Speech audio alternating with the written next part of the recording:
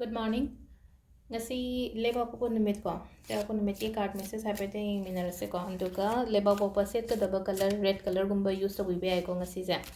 Angang gumba chu. Katang ngang li to machu ngi se hai tara ko.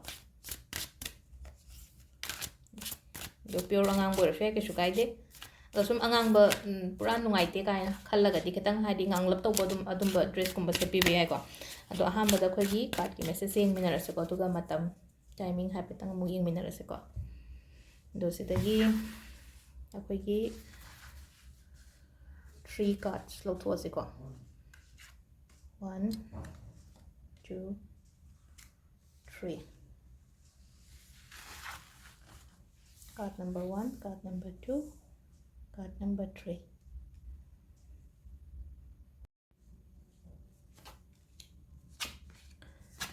से ले रखो ये card अहुम से ngasiगी ahamba ko one khanbase hai tare ko ahamba card ki oina haraga di khatang nuaitaba gumba thawai nuaitaba khotaba ketang leigani ko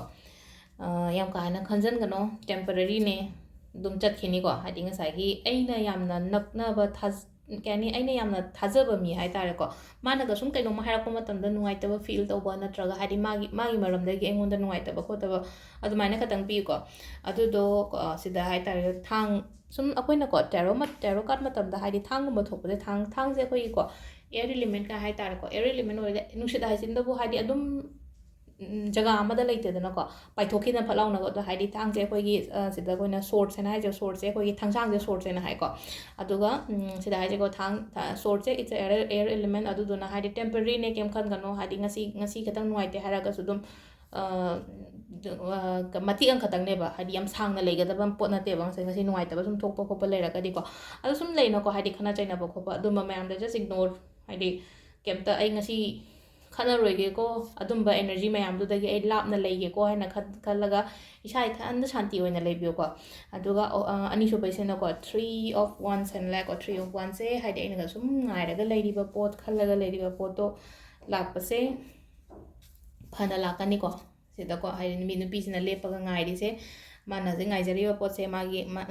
phana la ko pa mai le ko aduga ahum subagi so devil haina thole ko card se ko devil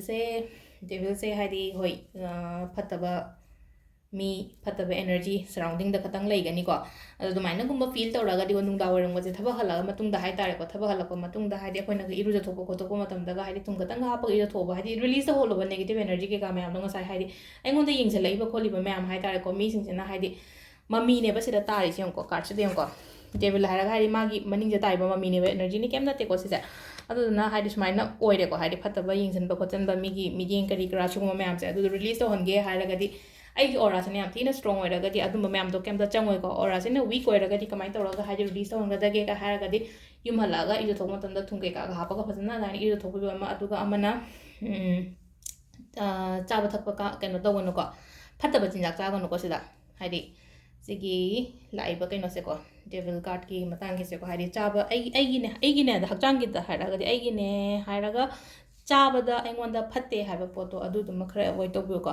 अदो मतम से हाइफेट Young मिनरसे को अयुकी पुंग निपानगा minute कुनमरी दगी ना 12गा minute यांखै हुमदोय फावम लेरे अदगी अनिगा minute कुनमदोय देना अहुमगा minute यांखै हुमदोय फावम लेरे अदगी तरुका minute यांखै हुमदोय सिनुंग दावमनि को तरुका minute यांखै हुमदोय दिसना निपानगा मिनिट कुनमदोय फावम लेरे अदगी मापनगा मिनिट यांखै हुमदोय दगिना नोंगलमदाय हिंगी पुंग अनिगा मिनिट कुनमरी फावम लेरे को असिसिना अखोय ngasi gi oina afaba timing ko adu sil leire ngasi gi oina card message se myam thank you